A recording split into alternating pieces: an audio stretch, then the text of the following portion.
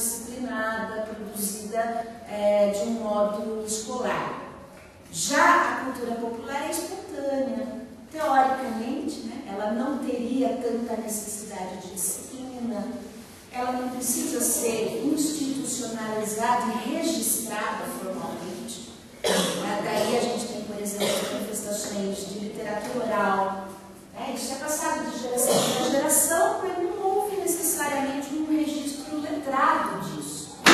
O cordel, por exemplo, estaria em outra vertente, que não é considerada cultura pela cultura humanista. Já a antropológica, ela vai dizer o seguinte: cultura é tudo aquilo que diz respeito ao modo de vida de uma sociedade específica, um tempo específico, e que é compartilhado por essa sociedade. Então vai desde aparato usado para caça, pesca, culinária, danças, idioma que se pratica, religiosidade, tudo aquilo que o homem produz artificialmente para driblar a natureza e para driblar também a sua condição de ser mortal, né? Que sabe que vai morrer. A gente é o único animal que sabe que vai morrer, e isso determina tudo que a gente vai fazer daqui para frente, né? Porque a nossa tentativa é o quê? Ficar vivo de alguma maneira, seja com uma receita que a avó preparou e que vai passar para a mãe e que a mãe vai passar para a filha, seja com um cancioneiro que é cantado nos períodos de colheita ou como um violino. Enfim, né? Esse conceito antropológico é muito mais abrangente. Ele não é tão limitado quanto o conceito humanista. Aí a gente tem a escola de Frankfurt, a teoria crítica, que vai falar a respeito da cultura como um produto mercadológico. Então, o que é cultura, na verdade, né? É uma forma de enganar o homem e tirar dele a única coisa que resta para ele, que é o tempo livre depois do trabalho. Ele trabalha, é massacrado, vive lá, né, naquele esquema de produção industrial. O tempo livre que sobra, ele vai vender em troca de produtos culturais ou bens culturais. Como seria o caso hoje de um CD, que você precisa comprar esse CD se você quiser ouvir a música, né? A não ser que você baixe na internet pirateado. Aí você está indo contra o mercado e a indústria cultural. Mas, né, se você consome esses produtos da cultura e só quem tem dinheiro é que vai ser capaz de consumir, vai poder consumir. Eu compro um ingresso para assistir a uma apresentação do Circo de Soleil, pagando em 10 vezes, né? Vou, assisto ao espetáculo, tudo bem, né? Vou fluir em alguma coisa artística, mas por outro lado, só vou fazer isso se eu puder pagar.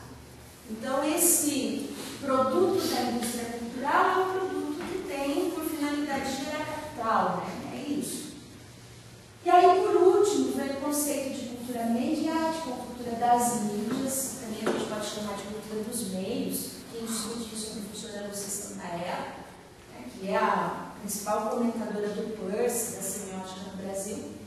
Ela fala o seguinte: a cultura hoje, em todas as suas instâncias, seja ela popular, seja ela erudita, seja ela qual for a forma, ela vem alterada profundamente pelos meios de comunicação. Então, seria dizer que esses meios impactam e acabam, de alguma maneira, contaminando todas as culturas. Vocês devem ter visto aí, na semana passada, uma banda chamada A Banda Mais Bonita da Cidade.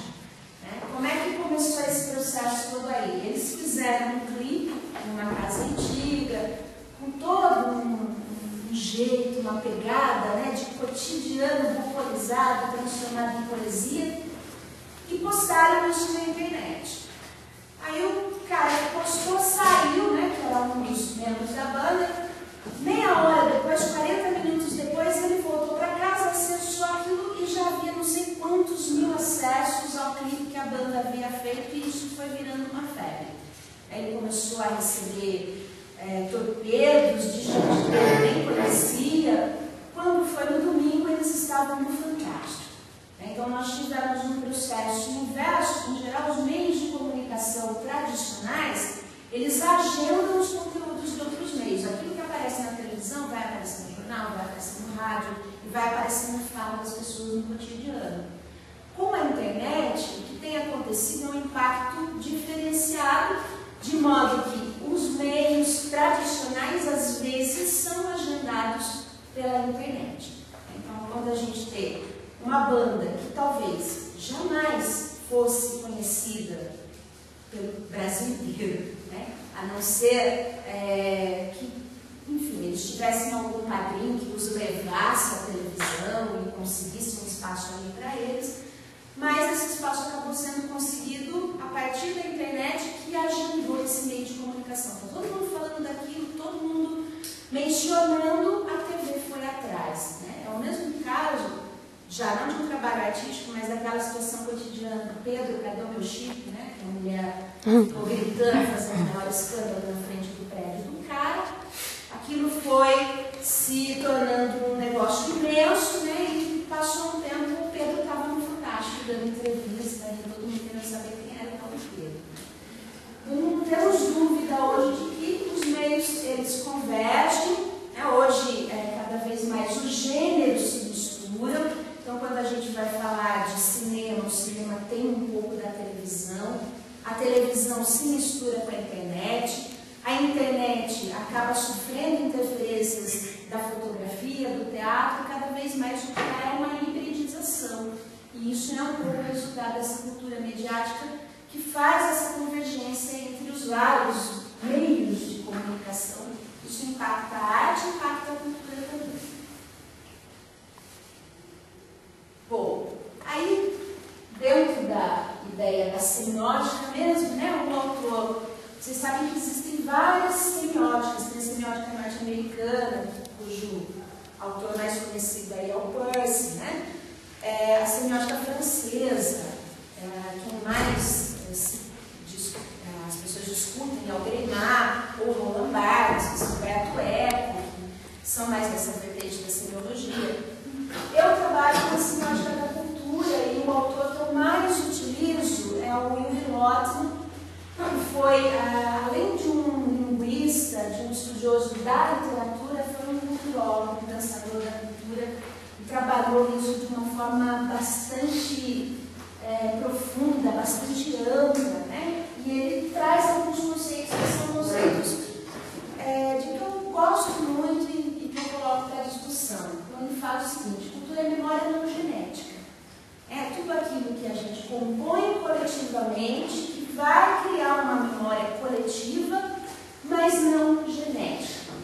Hoje, existem estudiosos do Lottner, inclusive, que questionam esse conceito do Lottner, dizendo que nós temos sim uma memória genética, cultural.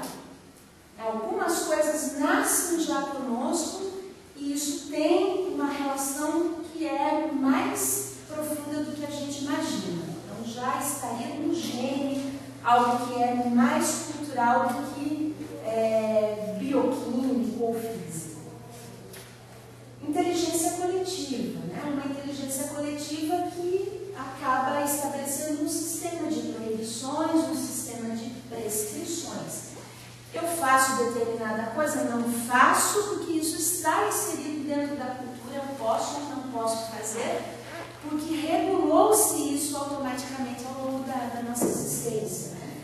Então, posso olhar as pessoas nos olhos na rua ou não posso? Né? Posso pegar nas pessoas ou não posso? Isso vai ser muito diferente de uma cultura para outra. Né? Brasileiro, ele é extremamente efusivo, gesticulador, pegajoso, pega mesmo, né? Um no outro. Você conhece a pessoa, já vai beijando. Você não sabe se é casado, se não é casado. Então, esse comportamento cultural, ele está prescrito na nossa cultura. E ele é diferente em outras culturas. Recentemente foi publicado um guia em Londres para taxista. E eles vão explicando, especificando cada nacionalidade, quais são características que são encontradas nessas nacionalidades, que o taxista não se ajustar. É brasileiro, eles colocaram que sempre se atrasa, que as mulheres usam muitos decotes.